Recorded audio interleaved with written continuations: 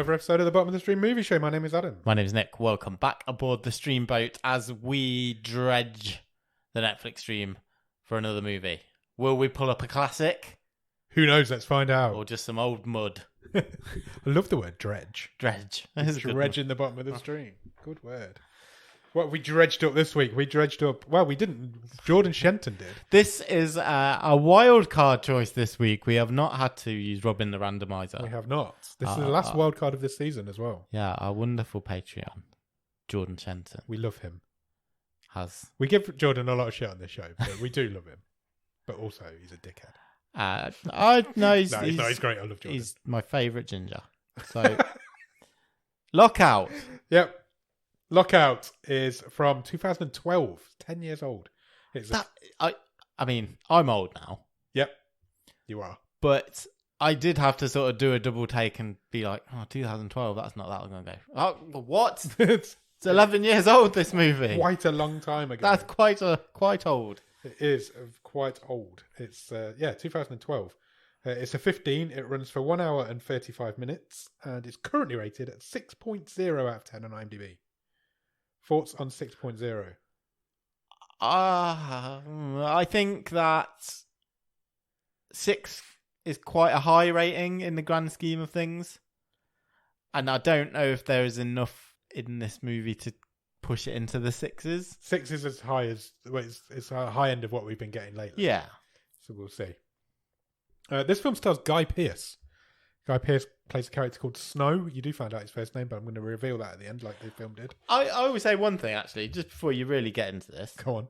If you listen to The Wave this week, our real talk was underrated actors. Yeah, that's true. I don't think Guy Pearce is a million miles off that list. No, you're right, actually. I've never watched Guy Pearce and he's let me down. No, he was good in this movie. I thought absolutely. He led this movie really well. Yeah, that's a good shout. He's a good underrated and he's versatile because you see him do action, proper action. You know, Memento's a great film. Yeah, LA Confidential. And you know, Neighbours. Underrated actor, Guy Pearce. Got a lot of time for him. I'm on board. I will give you the same. I will give you that. Guy Pearce is Australian. You know what we do with Australian actors on this show? Has he ever been in Neighbours or Home and Away? He has definitely been in Neighbours. And what people might not know, that he was also in 19 episodes of Home and Away. Oh, it's the absolute dream. He has done the double. How many episodes of Neighbours do you think he was in? He was in it early days. He was an OG cast member. Yeah. But he also Neighbours finished last month, before, and he came back for the finale. Wow. And they built the finale around his return. Amazing. Jason Donovan and Kylie Minogue both came back for that episode as well, but they built that episode around Guy Pearce's return. Yeah. He was Mike in Neighbours. He was Mike in Neighbours. He's still known as Mike from Neighbours. People still say, it's got Mike from Neighbours in. They do in this country. They do. I got to say he did 257 episodes of Neighbours. 458. Wow. 458 episodes of Neighbours from its inception.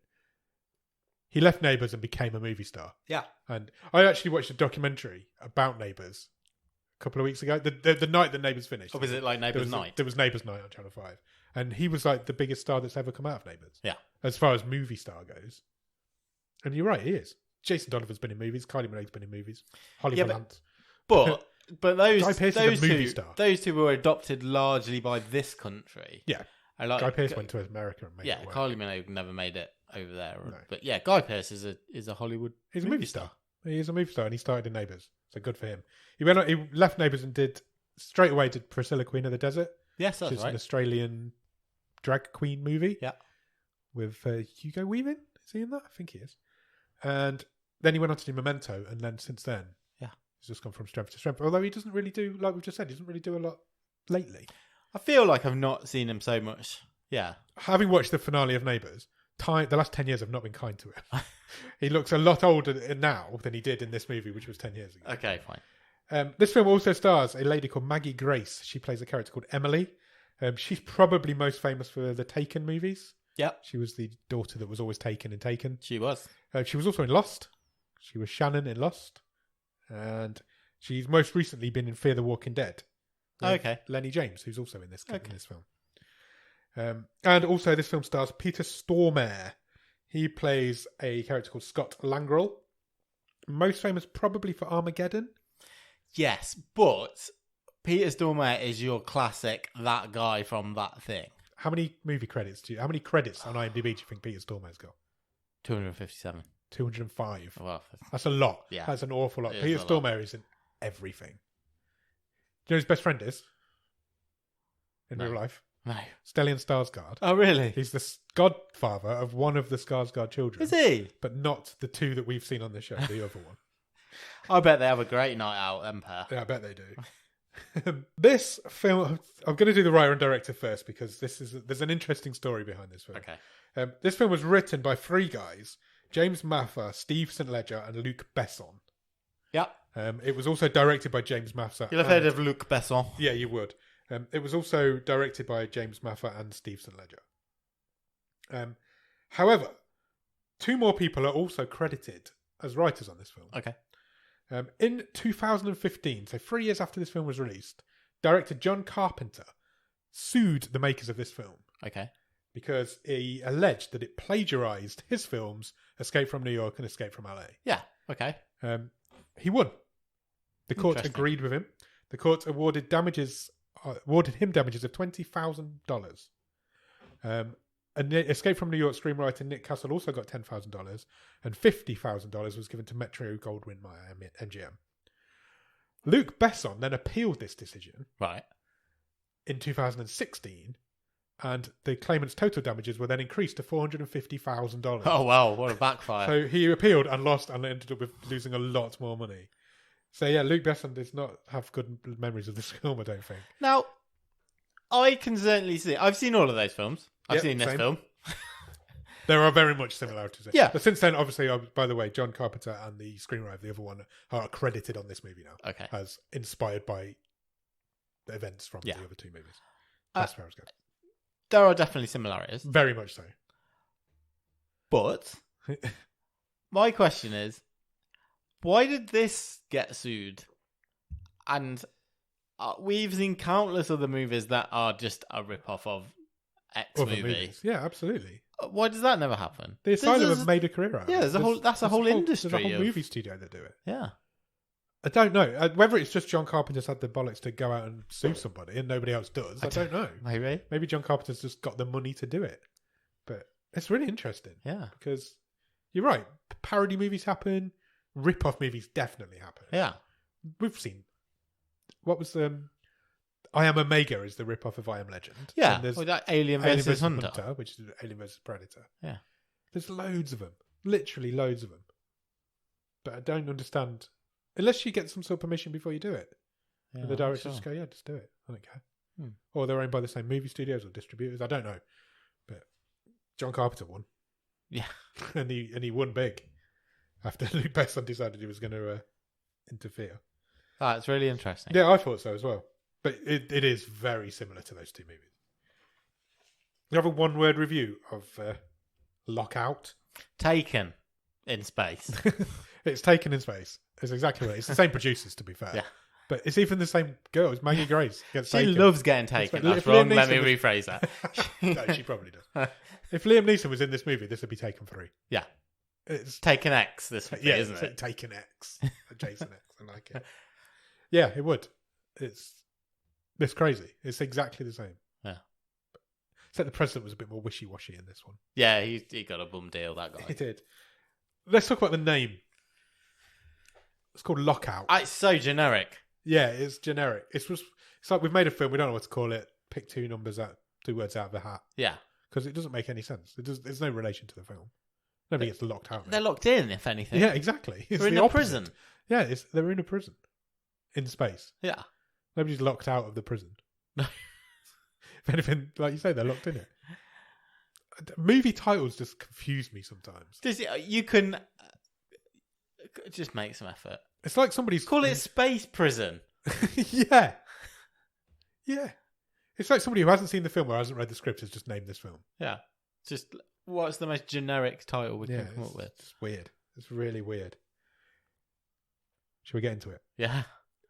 We're not going to stop because this is all action. Yeah, it's balls to the wall. This is an action film. This is a full-on It action. just happens to be set in space. I've got 15 pages of notes. Wow. I think it might be a record. I felt like I never stopped writing. A lot of captions in this movie as well. A lot of captions, a lot of shit going to keep on. you up. Where does it start, Nick? Washington, D.C. Yep. 2079. Yeah. The far-flung future. We're in the future. And we meet Snow. We do. He is being interrogated. Hopefully we get little captions, at least at the start of this movie, to tell us who these characters are. Yeah. So this is Snow. He's being beaten up by a guy called Scott. Snow is Guy Pearce. Snow is Guy Pearce's character. Scott Langdon or something like that. Yeah. They call him Scott. They call him by his first name, which never happens in films like this. He is Peter Stormare's character. And he's head of the Secret Service. Yeah. And he's beating up this guy whilst interrogating him. The title card comes between punches, which I quite liked. Yeah. He gets punched, his head moves out of the way, and the title card's there. Quite like that. I like a good title card. And he's basically trying to find out what happened in New York. Yeah, what happened in that room, he says. Yeah, what happened in that room in New York. And then we have a flashback to what did happen in that room in New York. All the time as Snow's getting beaten up and tortured, he's just quipping back and yeah, he's got the balance. It's just Snake Plissken. Yeah, it is. It's even called Snowy, so it's very close. Yeah. It's basically we get a flashback to what did happen in New York, and I've written toilet fight. They're having a fight in a bathroom, and he hits him with a toilet seat. Yeah, Snow beats up some suits. He does. He electrocutes a guy with a hairdryer, who then flies back. Cool. It was cool. He flies back across. This guy flies back across the room. He flicks over the bed. The gun pops up off the bed. He grabs the gun and shoots the guy in the head, all in one fluid Flips movement. it up with the it was cool duvet cover. It was well cool. Then we get back to the interrogation. Snow's phone rings, and it's a guy called Mace. Yes. And he says, "Get out of there, it's a double cross." Yeah. And I'm like, well, I think he's probably worked that out. Too late now. We already know this. Back to the interrogation. He's still getting punched in the head. Scott's character reveals that he's being punched by a guy called Rupert. Yes. And he's like, am I being beat up by a guy called Rupert? And I thought that was quite funny. We got back to the fight. This film moves around. Yeah, a back lot. to the flashback. Back to the flashback. And the police show up. Yeah. And a police chopper shows up and starts shooting the shit out of this building in New York, which I'm sure has never happened. But in all the kerfuffle, he manages to get away. He's given a briefcase. Yes. By Frank. Yeah. Who's Snow's fellow CIA agent. Yes. He's dying. I think he's his like superior or partner. Yeah. It's never made clear. And he says to him, "Don't let them take this." And he gives him a lighter. Yep. And his briefcase. Yes. So we're assuming don't let him get rid of the briefcase. He then heads up to the roof and he falls off the roof of a skyscraper. It's a brutal fall, this was. It was. And he survives with no ill effects. He just bounces off a few canopies on the way down and he's all right.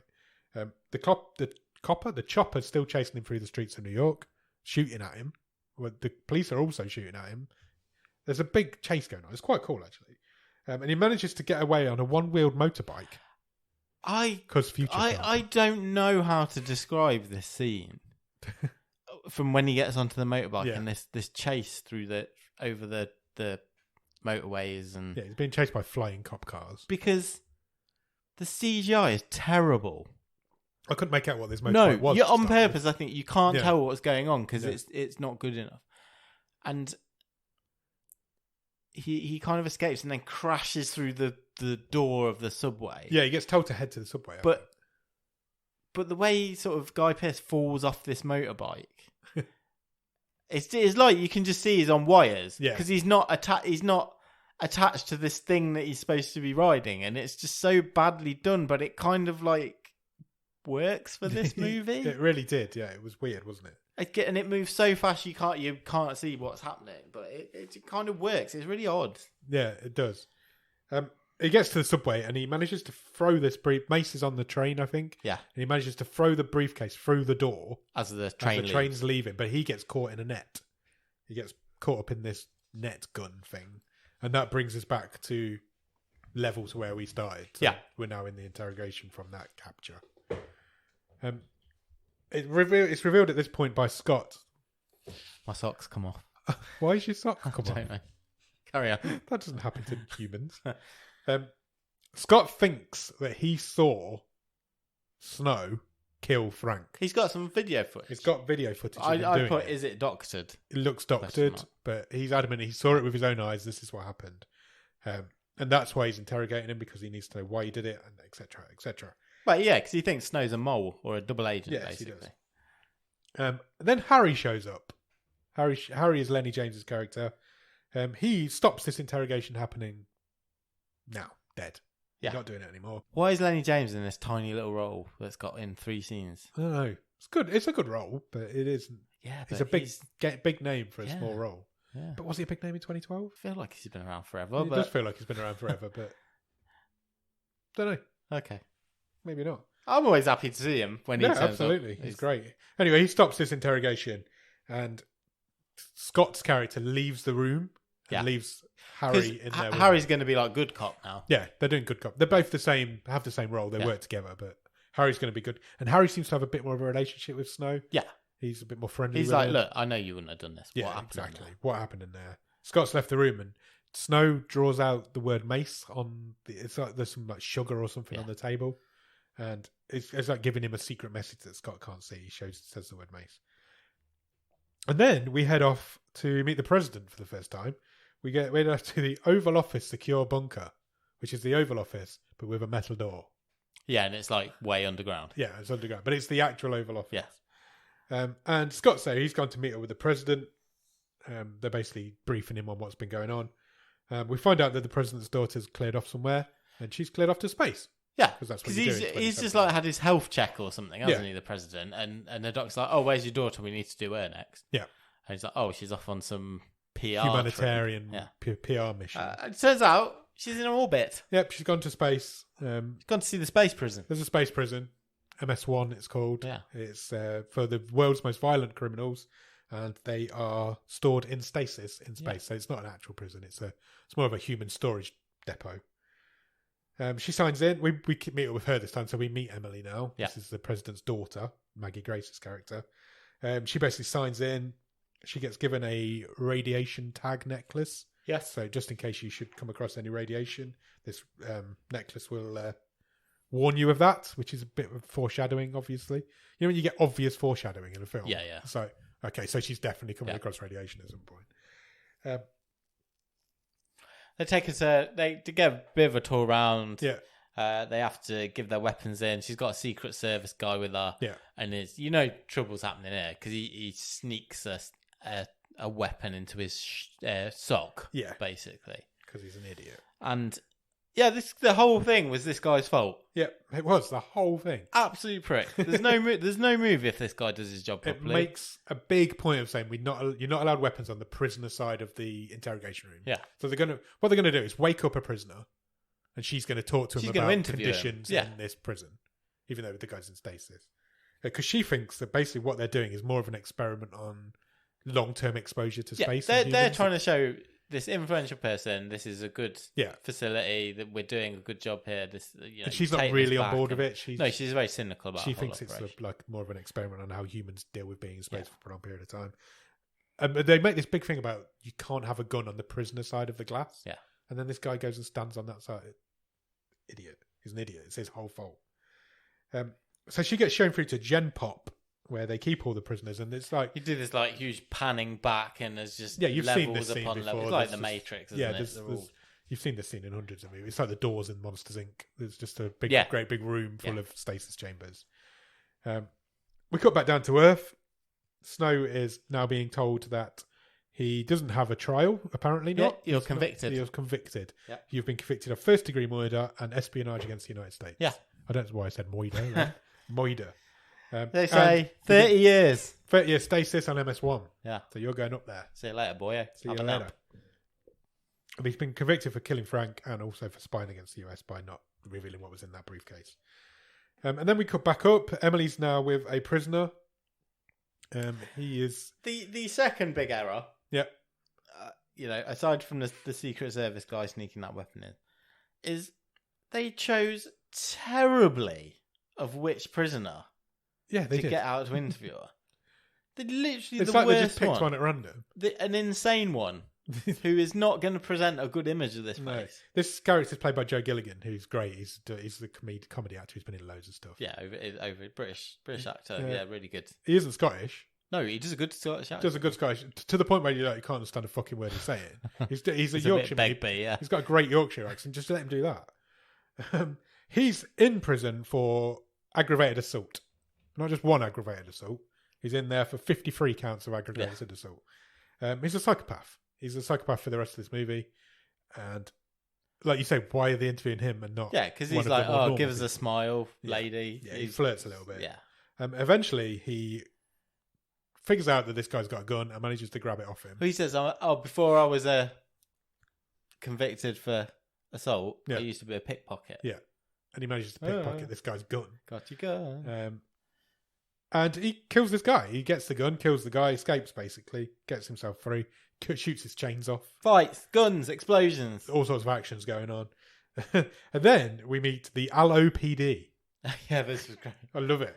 The Low Orbit Police Department. So these are a police department who are just a little bit lower in space than MS1 is. Yeah. And they're called the Low Orbit Police Department. I loved it. What else are they doing? I don't know. They're just policing space. Only low orbit. Only in the low orbit. So they're notified that something's kicked off at the prison. Yeah, it's a fire alarm because Emily's pulled a fire alarm. Yeah, because shit's gone down. Yeah. Also, she got wounded, didn't she? She did. She got shot in the leg. Yeah. By the guy's called Heidel. Yeah. He gets to the control room back on MS1. He grabs a tech guy. Yeah. I've written tech guy. He's in a white. Sure. Yeah, he's in a lab coat. In a white lab coat, so he's a tech guy, and he says to him, "Open up all of them." Every single chamber, open it up. He's got a gun to this guy's head. This guy's going to do it. He does do it. Then he shoots the guy anyway. He kills the guy. There's just a riot. Yeah, it's a prison riot now. Some people stumble out of their pods and just immediately fall to their death. Yep. And others are they're overwhelming the guards. They're getting weapons. It's a prison riot. Yeah, it is. And another guy wakes up and he pretends to still be asleep. Yeah. He manages to kill the prison guard by pretending to not be there, but he was there. This is Alex. So he's from now on, our main antagonist. He's like the leader of the crims. This is Alex. He's another bad man. I have he basically takes charge straight away. Quite a lot of issues with this character. Okay, go for it. Give me some issues. He's really boring. Yeah, he is. And all the things you could have done with these wacky prison characters, guys who've been asleep for years and years. Yeah. And they just choose the straight-laced, He is quite straight-laced. He's a scary dude. He is going to mess you up, but he's also quite boring. But everyone else around him was infinitely more interesting. Yeah, like the guy with the tattooed smile on his face. Yeah, exactly. Things like that. And Heidel himself. Yeah. So he gets out. He's now our main antagonist of this movie. He's gathering the criminals Yeah. into some sort of organised faction, isn't he? Heidel's managed to get Emily. He's in charge of her now in the control room. And then the LOPD show up. Yeah. And Heidel just turns on the guns. Yeah. This is like a defended prison. Sure. It's got automated guns on the front. So he turns them on and all the LOPD ships get taken out. Yeah. They're all dead. Now that CG I thought was all right. Yeah, the spaceship CG was fine. Yeah. Yeah, it was. Alex then threatens Heidel. He's like, just don't pull any stupid shit. I don't know what you're doing. You're just an idiot. We need these hostages. Yeah. I'm in charge now. Don't rape that girl. Basically. Yeah, basically, yeah.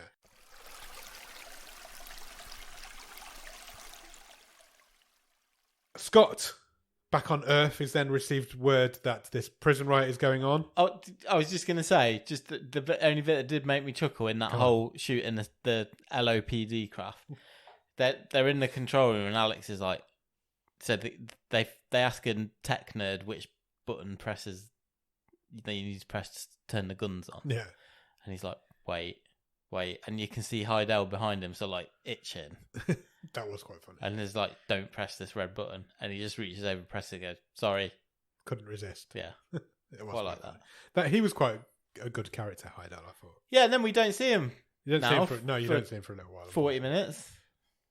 We're back down on Earth. Scott has received word of what is going on MS1, and he alerts the president. Yeah. Harry's also there. And they have a differing opinion on how they should handle this. Scott wants to send in a SWAT Yeah, he guys, wants to basically, a send Marines, full-on he's assault. Send the Marines in. Let's take them all out. Yeah. Sort it out. And Harry's like, let's send one man. I know just the guy. I know the guy we should send. Basically, he wants to send one man because it's you have less collateral damage. He can go in, get the daughter back, and then they can do whatever they want. He does, but he also knows He's got that Mace agenda. knows where the briefcase is, Exactly. and Mace is in stasis on this prison. Exactly. So he eventually convinces the president this is the correct way to go. But Snow's not having it. He's like, no. Yeah, why No would I chance. do that? Why would I do that? And Harry talks him into it, and he manages to convince him by he's written on his coffee cup, Mace is on MS1, and he has his finger over it, and then he lifts his finger up, and you can see it. And then Snow's like, okay, I'll go if I have to. So yeah, this is your setup of this movie is now complete, I think. We cut back up to the ship. Emily is wounded, but the prisoners are now completely in charge of this station. Yeah, they've rounded all the hostages up, they've got haven't more they, in one room. in the control room? Yeah. Back on Earth, they brief Snow on how to basically get on the ship and get off the ship. Yeah, they're going to like talk him through. Yeah, he's going to have an earpiece route. in. There's 496 prisoners on there. Good number. There you A go. lot of prisoners.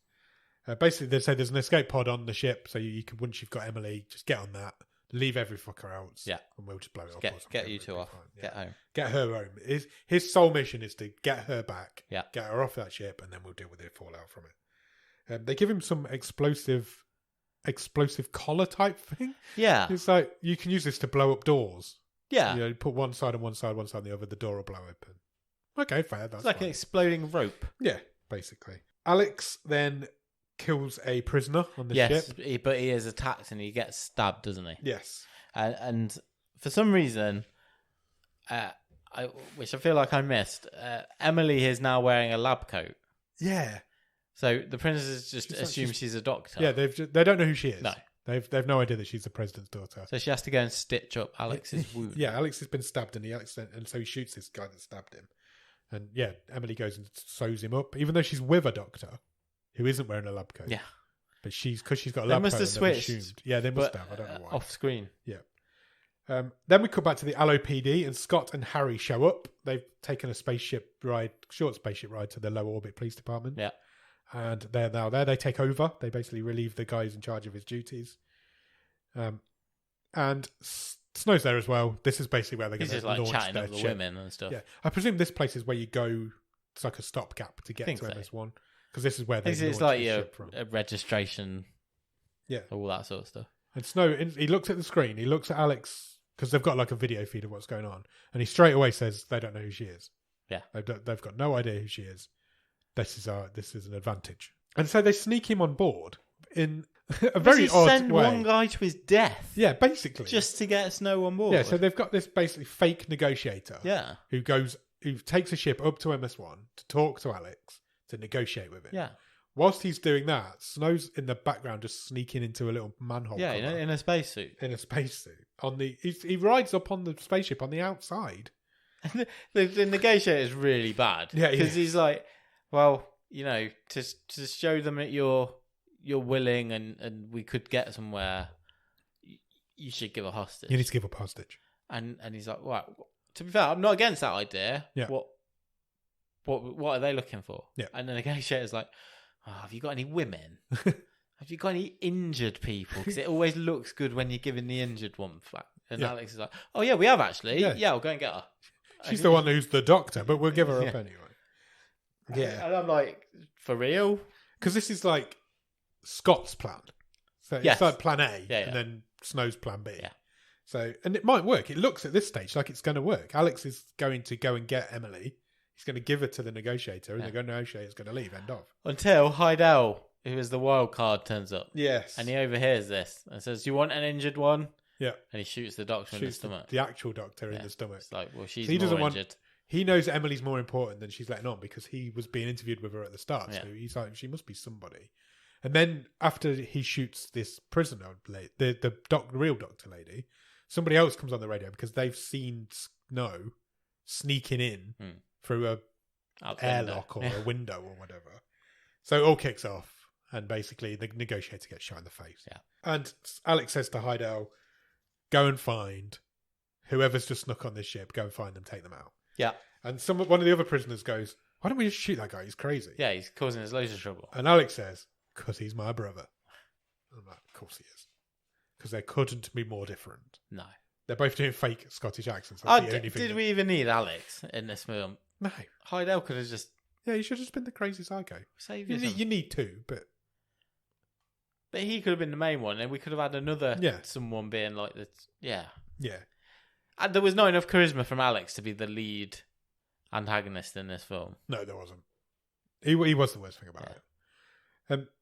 This then happens, and I don't really understand how it happened, but Alex figured out that Emily's the president's daughter.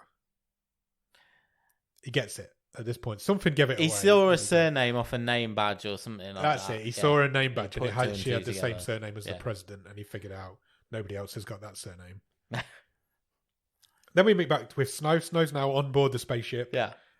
I've written here, he explodes a dude's head off. Yes, he does, yeah. So he gets this thing that he was supposed to use to blow open doors with. Yeah. Wraps it around within a minute. Within the first man he meets. Turns it into a collar, puts it around this guy's neck. Wraps it around this guy's neck, and the guy's head explodes. Then Emily knocks him out. Yeah, no, well, he opens the lift door, Yeah. and they're all stood face to face. And I was like, oh, that was difficult. That was We're in easy this to huge find. prison, and Yeah. we just bumped into each other in the lift. Yeah. She twats him in the head. She doesn't know who he is. So she knocks him out. Smashes him with a fire And she goes extinguisher. to hide with her... I should presume she had another bodyguard because... No, it's the guy who... Did he not get killed at the beginning? No, because he came round. Oh, okay, fair enough. And he goes and hides with her in a storage room. Yeah. Her and a bodyguard go and hide. But unfortunately, this room that she's going to choose to hide in has an excess amount of nitrogen in it. I think it happened when because in another stupid decision, decided to shoot the control panel. He did, yeah. To lock them in. And that caused something to happen with the ventilation, and then nitrogen starts building up. This guy's had a bad day at work. He is not a good guy. Alex then, he's like, right, we need to get in that room because we need this girl. Yeah. And she's now barricaded herself in this room. Fetch me 2 security consultants to open this door. Get me 2 more nerds. Yeah. So he does. He grabs 2. They grab 2 nerds, bring them both to him, and he immediately shoots one of them and says, right, that's what's going to happen if you tell me you can't open that door. Yeah, in 5 minutes, I think. Harry is, in the meantime, he's guiding Snow through what's going on this ship, and he's got to cross a void now. Yeah. So it's basically he's opened this door. There's a big drop underneath him, and there's a door opposite with no way of getting to it. But helpfully, this is the room that generates the gravity on the ship because it's got a big spinny wheel at the bottom. Yeah, it has. And so Harry's like, well, you could just jump in there and fly across. There's no gravity. It'll hold you up. It will hold you up. Yeah. Walk over the gap. And just as he's about to do that, a prisoner, generic prisoner, tackles him from behind. And then we have a anti-gravity, mid-air fight scene between 2 guys. We do.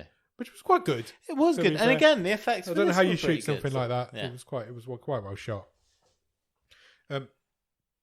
Snow manages to tether himself to a wall. Yes. During this fight, which is helpful because for some reason Harry decides to turn the machine off. It gets switched off somehow. Harry turned it off, even though he knew that his mate was flying across it. And then, so the guy who isn't tethered falls into the mechanism, and then Harry's like, "Oh, turn the machine back on."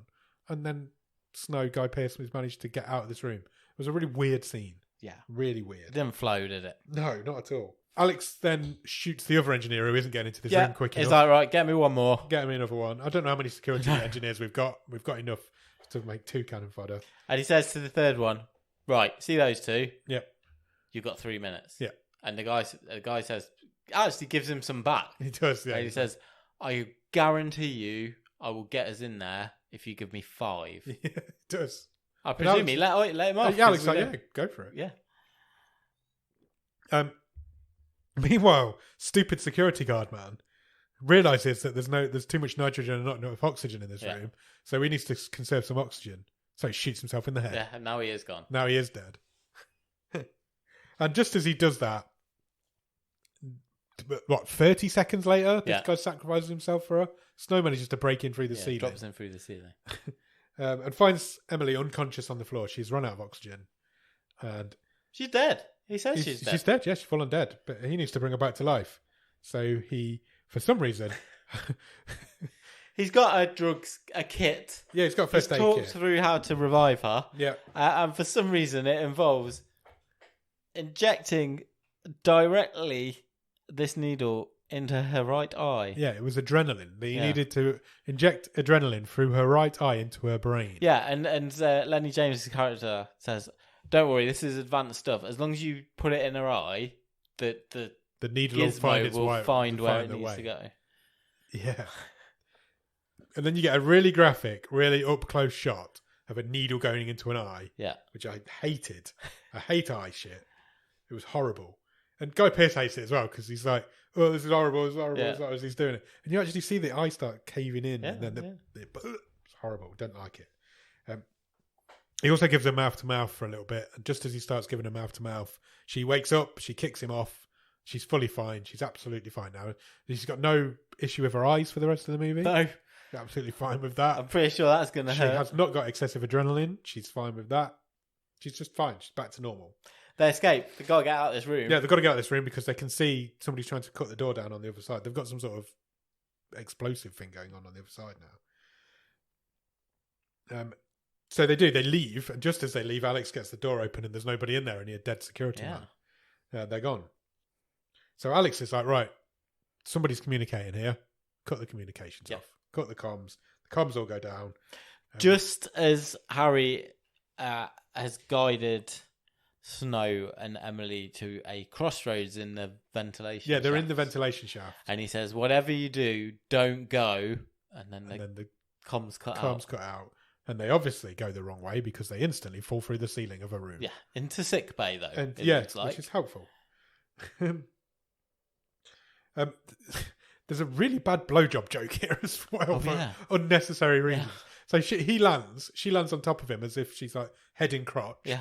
And he's like, "Oh, you don't have to. You don't have to. It's fine. I just really saved your life, but you don't have to." Right, well, that's a bit out of weird. They have landed in sick bay because he patches up her leg then. Remember, she's still got a gunshot wound in her leg. Yeah, and she's like, "Right, well, okay, you're here to rescue me, but we're not going on our own. Yeah, there's no way. I am not going unless we're taking or saving other hostages. We have to save all the other hostages, even though there's absolutely no way of them leaving this ship with all of the hostages. No. As far as they know, the escape pod's only got 2 seats. Yeah. He's been sent up to save her. There's no possible way he can save all the hostages. Correct. But she's not having it. He even says that to her. He's like, "There's no room on this escape pod for everyone. I don't know what we're going to do." Alex, and if this is a bit of a strange bit as well, Alex goes and gets, because they have visitor badges. Yeah. So, which they took off all the hostages. So he gets Emily's visitor badge. Yeah. He does some dramatic photocopying. Yeah. So they still have photocopiers. Yeah. In 2079. We don't use photocopiers much now, No, do we? not really.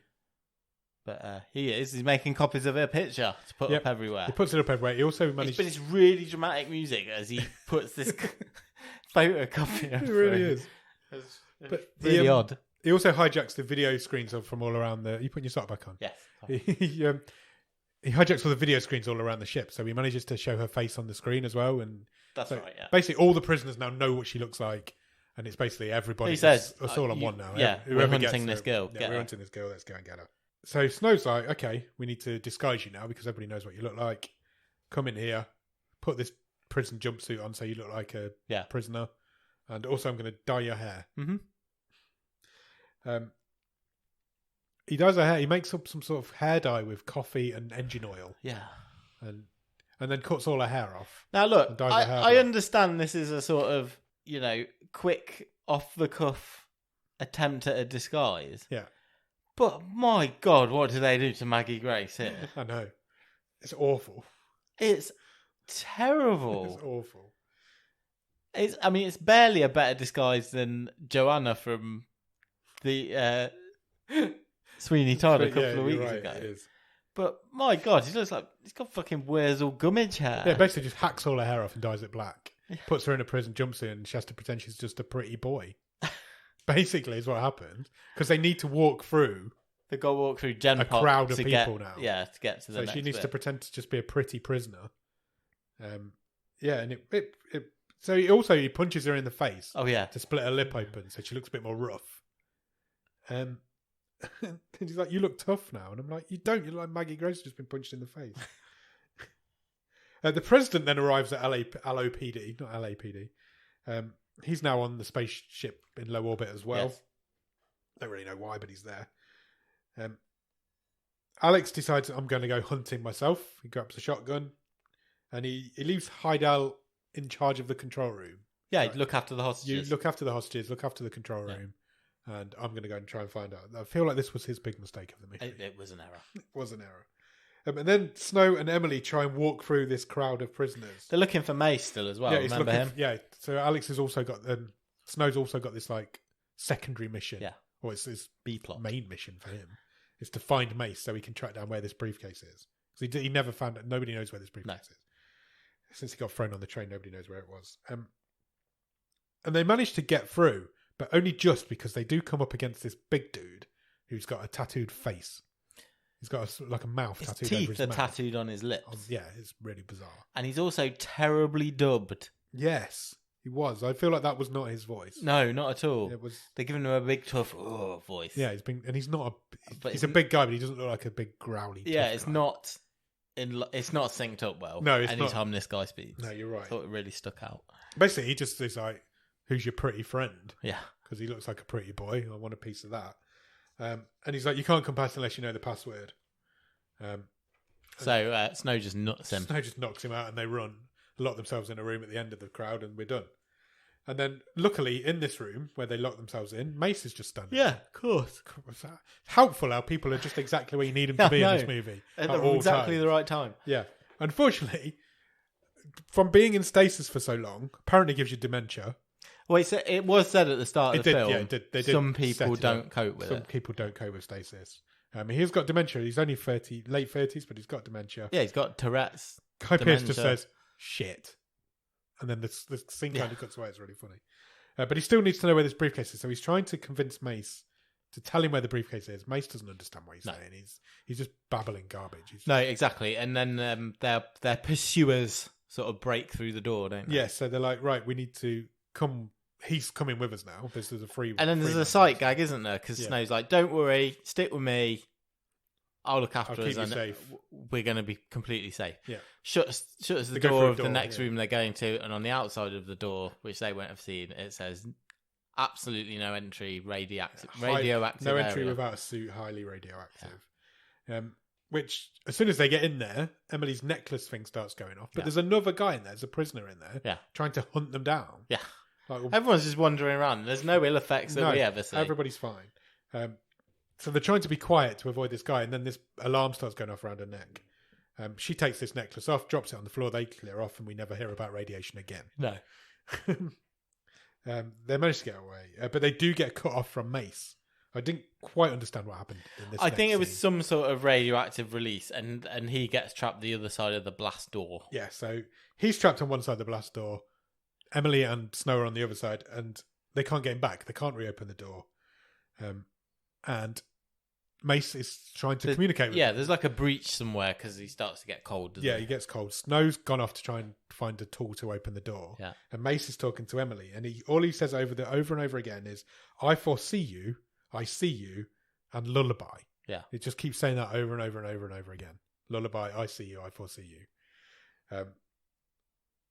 Mace then gets frozen to death. Because I wasn't sure if like one of the portal doors had opened and the space had got in. Yeah, I think Space had got in. Space had got in and he froze to death. Oh, there was a hole. Yeah, there was a hole. He instantly just freezes up. from all the bullets and stuff. Yeah. Emily heard all that. Snow didn't. So now Emily's got a bit of a one-up on Snow. And then the International Space Station crashes into the prison. Yeah, it does. But causes not really much destruction. Not really. No. Nobody really gets... There's a Nobody bit of even a- falls over, I don't think. Yeah. And back down on the low This orbit is my police favourite department, scene, I think. This is my favourite scene. doesn't crash into anything. No, but that's lower orbit. Yeah. So- Go on. Scott just goes, "What was that?" And this technician guy goes, "Oh, the space station's just crashed into MS-1. By the way, MS-1's falling out of space." Yeah, he goes, "Oh no, actually, the prison's crashed into the space station." Yeah, because nobody's piloting it. Yeah, he was like, anymore. "No one's driving it; it's falling back to Earth." I estimate it will crash into Earth in 8 hours. Yeah. So we've now got this random, out of nowhere time limit on this film. It really made me laugh because it just came out of nowhere. The fact that the space station's just... I presume because it had fallen a little bit, it had fallen in line with the orbit of the space station. So. And the space station crashed into it. It was so stupid. So now we've got a time limit issue as well. Oh, also, by the way, that never gets mentioned again. No, it doesn't. That's the only time you hear about the MS-1 falling through space. Because they don't do, spoiler it, they don't do anything to stop it. So presumably, at some point off screen in this film, this huge outer space prison does fall to Earth after the film and finished, kill loads of people. Yeah, presumably after this. Yeah. It was going to fall onto the eastern seaboard, so it wasn't going to land in the sea. They did say that, yeah. Yeah, it wasn't going to land in the sea. It was going to land on New York, basically. Meanwhile, while this is all going on, Snow and Emily get to the escape pod. They do. That was helpful. It's just there again. It just happens to be in the right place. Unfortunately, there's only one seat on this thing. Yeah. I feel like somebody should have known that. Yeah, but he's been stitched up. Yeah, he has been stitched up. Obviously. Yeah, at this point, though, I thought, somebody should have known that. And he kind of lies to him and says, "Well, yeah, look, I knew there's only one seat. You get in this one. There'll be another one next door. Yeah. I'll come straight after. I'll get that, and we'll follow you down there. We're going to have some ice cream." So he locks the door. He leaves the room, and it blasts off. Yeah. And he's kind of a bit distraught because he knows he's not getting off this thing. Has a cigarette because he smokes. Nobody smokes anymore. It's 2079. Somebody says that at some point in the film. And then she just turns up again and pats him on the shoulder. And she hasn't gone anywhere. I don't know how she snuck out. What she's basically done is got rid of the only way they can get off the ship. Yeah. Because that ship did leave with nobody in it. Exactly. She's like, I'm not going anywhere. We've got all these hostages to rescue. Yeah. Even though there's no possible way to rescue these hostages. For fuck's sake, I told you, we can't do it. And then Emily says, I know where your briefcase is. Yeah. And then Snow's like, okay, well, you can hang around for a bit then. And basically, she blackmails him into helping all the hostages. Yeah, so you help me, and I'll tell you where it is. And then Heidel comes on the screen. And Heidel's had enough of this shit now. He just starts killing him. He's like, I'm going to kill a man. He kills a guy on the screen. Yeah. And he's like, he says directly to Emily, he's calling to Emily directly. He's like, if you're not here, I'm going to kill a man every 3 seconds. You've basically got 3 seconds to get here. Yeah. I'm going to keep killing Or tell me where you are. Or tell me where you are so we can come and get you. So she gets on a microphone that's just, again, happens to be in there. And she tells him where she is. She says, we're on floor 3 or whatever we're on. And so then now he knows where there is. He doesn't need to mess around with his 3 second rule anymore. Yeah. He just kills all of them. He does, yeah. Just out of nowhere, just boom, boom, boom, boom, boom, they're all dead. So then she says to Snow, they kind of run and hide somewhere. She's like, well, I don't really know where your case is. I was just lying to you to help save the hostages. Yeah, exactly. But now there's no hostages left to save. So if we'd have just got on that fucking thing, people might have survived, but they didn't. Then they find some evidence that they've been using prisoners as guinea pigs, which is what she'd suggested all along. Yeah, but again, it's just completely glossed over, isn't it? Yeah, I don't know what they were guinea pigs for. It doesn't say. She's just they just walk through a room where there's some bits of body on the floor. And then Alex shows up in this same room, and he throws Snow down a hole, basically. Yeah. And takes Emily with him. And basically, they go back to the control room. Alex and Emily find all the dead hostages, and Alex is like, what the fuck? Why have you killed all the hostages? We've got no negotiation no leeway now. So he punches Heidel in the face. And for some reason, the comms get turned back on at this point. Basically because the film needed them to be back on at this point. And Harry's like shouting into Snow's ear, trying to wake him up because he's lying at the bottom of this hole he's been thrown into. And he's like, there is another way off this ship. You need to get into a spacesuit and go outside. Basically jump. And we'll come and pick you up. Yeah.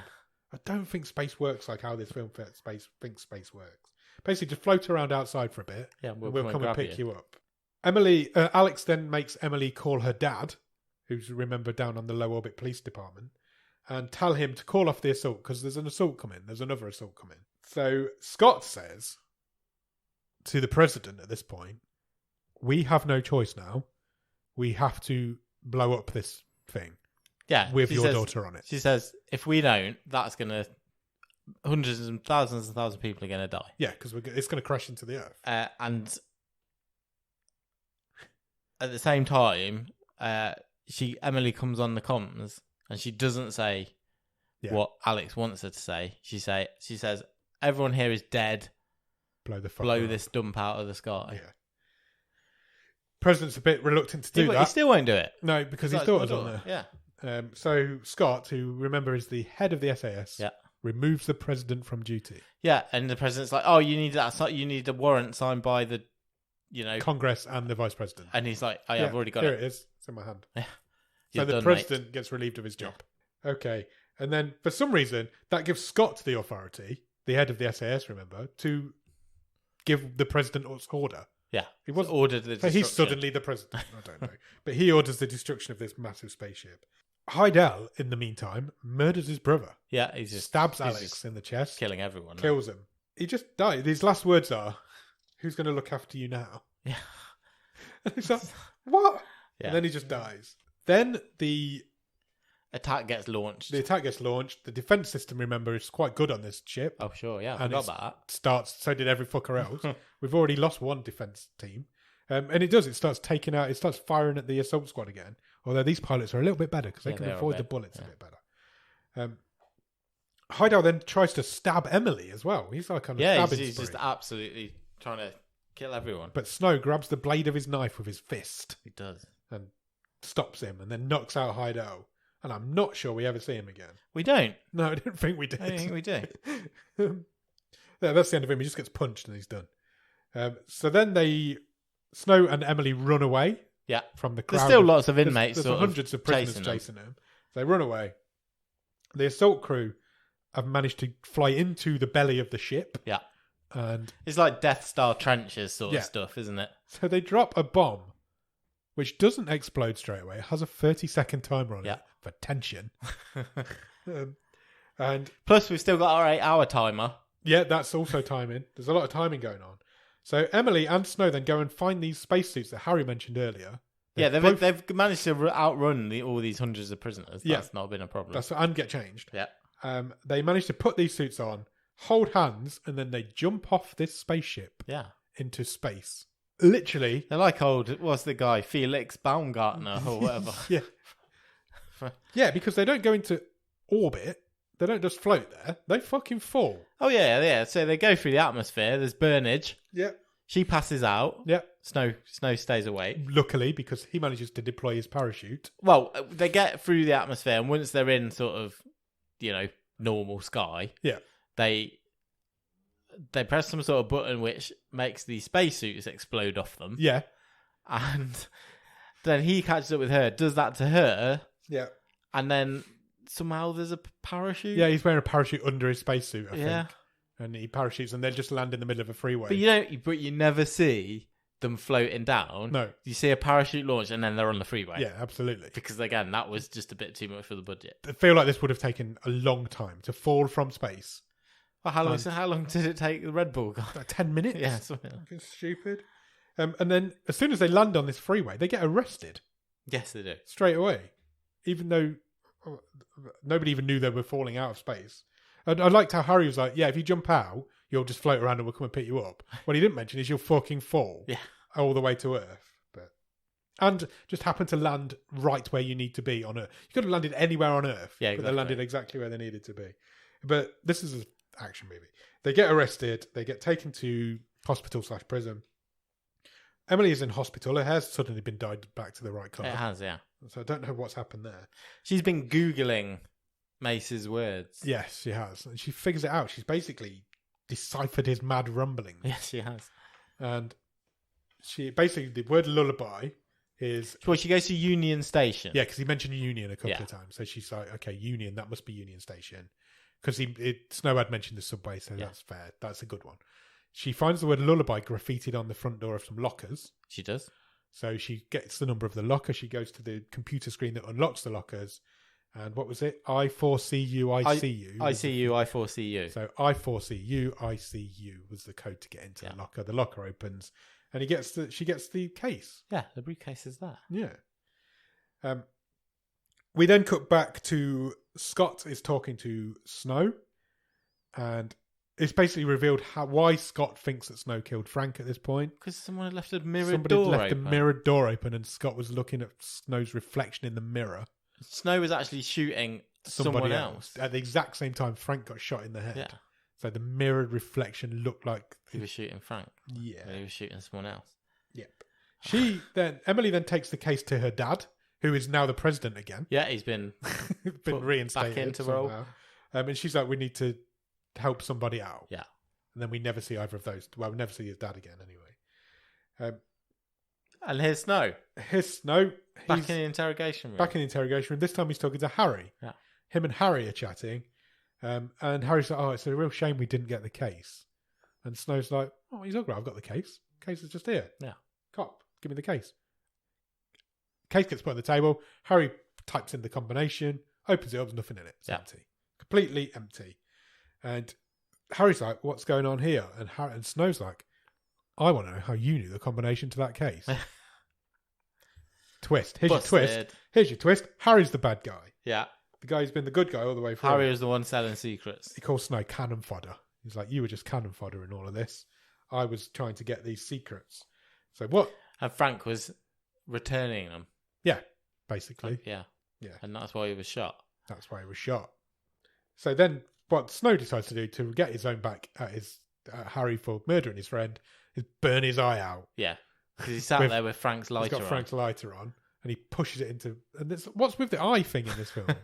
He burns his eye out, basically, and Scott comes in and arrests him. So we've got a switch of good cop, bad cop switched over at this point. Yeah, Scott thanks Snow for all his he work. says, good work. You can go now if you want. And Snow looks down, he flips Frank's lighter open again. Yep. And there's like a SIM This card is in he's there. walking out of the... Yeah, it's like a memory card, SIM card type thing in the bottom of the lighter. Yeah.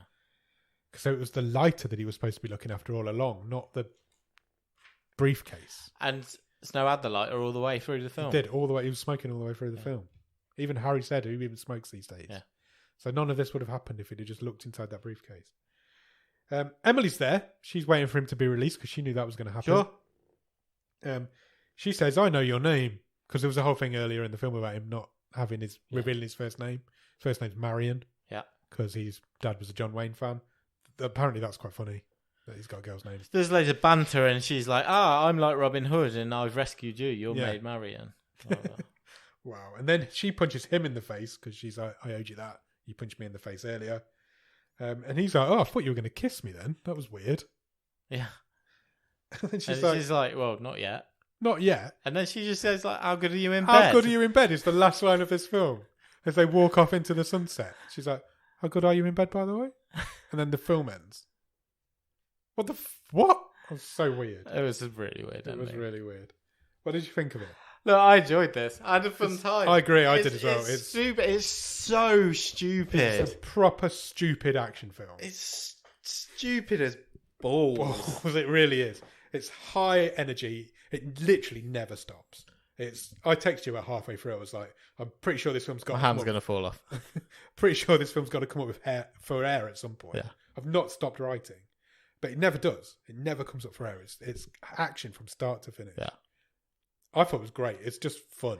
It's just... It's an absolute mess, though. It's a cheeseball action movie. Yeah. It's a complete mess. Yeah. It's an absolute mess. The characters wander in, then you forget about them for 20 minutes, and then they're back. And everybody's always exactly where they need to be. Yeah, every at all prop's always times. exactly where it needs to be.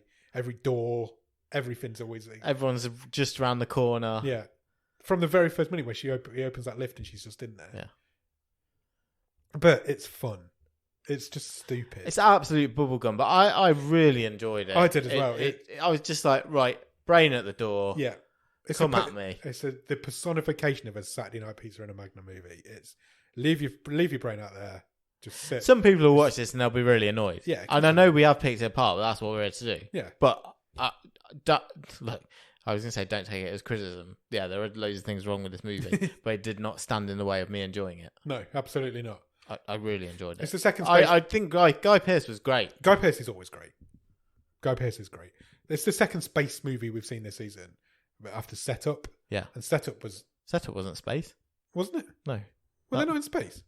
I thought they were in space. In the Setup? Yeah. Oh, no, not... What am I... No, I'm not thinking... What was the other George Clooney? Who's he? What was the other Bruce Willis film we watched? That was in space. It's from last season. Oh, okay.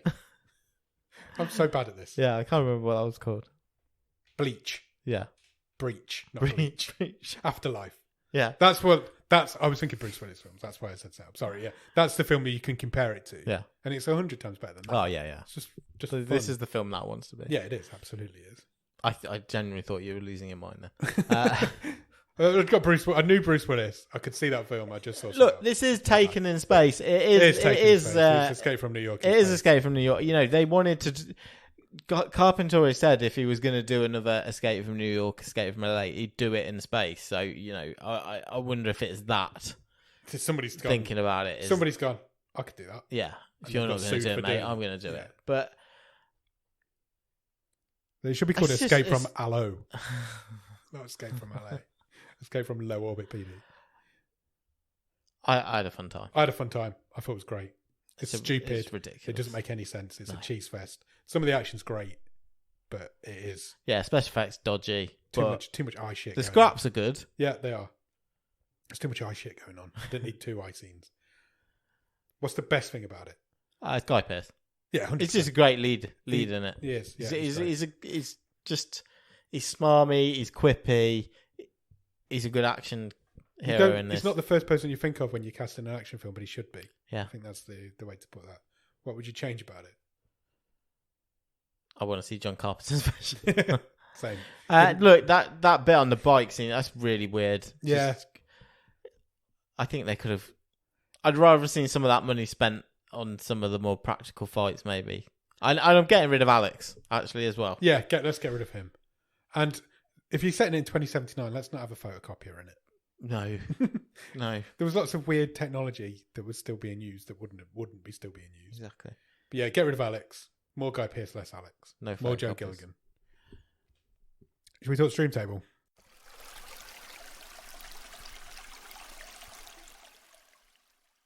Yeah, I think this is tough. We're going really long on this episode. I think it's tough as well. I've literally got no idea. Because I think, depending on what mood I'm in, this could go really high. Yeah. On a sheer, how much did I enjoy this movie? One of the most enjoyable movies I've seen this season. Shall I read the top 10? Yes. It's definitely top 10, isn't it? Yes. So 10 currently is The Parts You Lose. 9 is All at Sea. 8 is Sweeney Todd. 7 is Robot Overlords. 6 is XOXO. 5 is Bodycam. 4 is Pentagram. 3 is The Trip. 2 is Ghosts of War. 1 is Summit of the Gods. That literally, it could go anywhere. I mean, depending on the mood that I'm in and how we're ranking this table, I could put it anywhere from 2nd to 6th. You don't think it's the best? I think it's the most I've enjoyed a movie this season. Just in complete 100%, isolation of what's the funnest 90 minutes I've had. I think it's this. Yeah, I think you're right. I think it is. I personally think it's better than Ghosts of War. I had more fun than with Ghosts of War. For me, this is 1 or 2. I didn't think you'd go that high. I think it's better than The Trip. I like Pentagram and Bodycam being together because it rhymes. But it is better than Ghosts of War. And the argument is it better than Summit of the Gods? I would have it above Ghosts of War, I think, because it doesn't change tack for no reason partway through. Ghosts of War. This film's a mess. Ghosts of War is an absolute mess.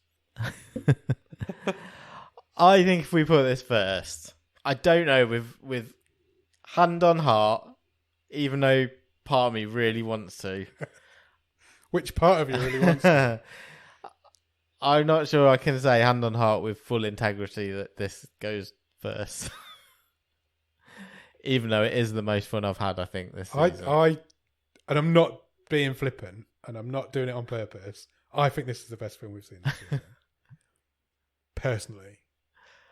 I thought Summit of the Gods was great. I definitely enjoyed this more. I enjoyed this more. It has a better star. It has a good story. And it's fun. It's really good fun. It's really good fun.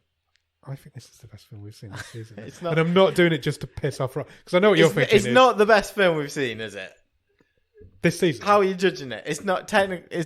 It's not. It's the most fun film we've seen this season. Yes. I agree. It's a good film. It's a good film. Let me put it to you like this. If you had to watch this or Summit of the Gods again, which one you're watching? Absolutely. Easily. It's not close. This film deserves to be number 1 in this stream table. And I'm not doing it just to piss off. Because I know what you're thinking. This is going to Thinking really piss you're off an Ross absolute Cook. wind up. I'm not. And I'm not on a wind-up. Because Ross is currently, for those of you who don't know, this is a wildcard film from one of our Patreons. Summit the Gods is also a wildcard film from one of our Patreons. Yeah. So whoever wins this battle now is going to win the wildcard race for this season. Sure. There's a lot of pressure on us right now. We can't flip a coin to decide who wins the wildcard race. I'll give it a caveat as well. Okay. We've still got like 8 weeks left. Oh, I wouldn't be surprised if this doesn't win the season. This is beatable. Yeah, absolutely. Look, if we want to just go on, what's the most fun I've had this season? Yeah. Is this. Yeah. Let's put it at the top then. Okay. I really enjoyed it. I did as well. I genuinely do think it's a better film. Genuinely. This film is the sort of thing. It's why this show started. Yeah, it's from watching this sort of film. Yeah, it is. You know, we're looking for hidden gems on Netflix, and I think there's a little bit of a hidden gem. I think if you're looking for a good Taken style action movie, you can't really look past it. It's a little hidden gem. Yeah, it's definitely better than Ghost of War. Yeah, it is 100%. Let's shake it up. Put it top of the stream, which means Jordan Shenton has won this year's. He's came in at the last second, swooped above the radar, and won this year's wildcard race. Ross is going to be fucking fuming. But that is not why I've done it. And I'm not going to apologise for it, but it isn't why I've done it. I do genuinely think it's a better film. It's a new marker. It is. It's beatable. It can be beaten. Something will be as good this season. We'll be having this argument again about it, I'm sure of it. Lockout. Tops the table. Tops the table. Shall we pick next week's film? Or next time we do an episode film? Yeah, because for those of you who didn't hear The Wave this week, there's not going to be an episode next week of either The Wave or The Movie Show. We're on holiday. Having a week off. I'm going away and I do the editing, so it's not happening. So, shall we get Robin out? Yeah, let's do it. What do you want from Robin for next week? Welcome, Robin. Please give us... I want something that's going to give me a couple of really good acting performances. Okay. I want to be... So you're not cared about the genre? You don't care about the genre? No, I'm not. I'm open to genre. I want to see a couple of good performances, please. You ready? Yes. Robin has picked a movie called Apocalypse Please. Okay. Any ideas? None whatsoever. Okay. Let me just find it on IMDb. Oh, wow. It's brand new. It's only just come out in 2022. It's described as a TV movie. Okay. It's German. It's a German action comedy. Oh, okay. My interest is piqued. Apocalypse Now is like demanding, whereas Apocalypse Please is like not demanding. Please, may I have an apocalypse? Do you want the synopsis? Yes. A dysfunctional group of wannabe survivalists hunker in a bunker to prepare for doomsday. But will their narcissism, delusions, and jealousies end up killing them off before their long-awaited dream of a global cataclysm? Okay. Cataclysm's a nice word. Yeah, it is. It's only got 21 reviews. So is the phrase hunker in a bunker. Hunker in a bunker. It's only got 21 reviews on IMDb. Wow. With an average of 3.3 out of 10. This is bottom of the stream. This is as bottom of the stream as it gets. It's brand new. There's only 5 people on the credits list. Lovely. And it's written and directed by the same person as well. I'm in. Me too. So yeah, go out and watch Apocalypse, please. Please watch Apocalypse, please. And in the meantime, check us out on Instagram, Twitter, and Letterboxd at BOTS_podcast. If you want to drop us an email, our email address is bottomofthestream@gmail.com, and our website is bottomofthestream.com. On our website, you'll find every episode we've ever recorded, all the stream tables, and you can even buy some merch if you want to buy a Bottom of the Stream pencil. I think you probably can get a pencil. Cool. Excellent. After you've done all that, head over to Patreon, patreon.com/bottomofthestream. On there, for a couple of quid every month, you will get early access to episodes. You'll get bonus episodes. You will get a wild card that Nick writes every month. Newsletter? Oh, I do that every week, don't I? A newsletter that Nick writes every month. And if you come in at the top level, you'll get a wild card, which means you can do what Jordan's just done and pick the film that we watch and maybe even win the wild card race. And then when you've done all that, head over to Discord. Discord is where we chat with our friends, listeners, fans. We just have basically great chats in there. There's always somebody in there to talk to. We do live watch-alongs. We just have chats. We play games. There's all sorts of cool stuff going on in the Discord. The Discord link will be at the bottom of the show notes. If you can spare a few minutes to leave us a rating or review, please do so. Anywhere you can review or rate podcasts: Apple Podcasts, Spotify, Podchaser, Podbean, iHeartRadio, Pandora. We are on all the podcast places. We are. Really indeed. helps us out. It really does. It really, really does as well. So yeah, congratulations once more to Jordan Shenton for winning the season 7 wildcard race. Your prize will be winging its way to you in the post, whatever the prize is these days. And we'll be back. We won't be back on Monday. We will be back the following Monday for the wave. Yes. And then the following Thursday for the movie show. We will. Cheers. Bye. Bye.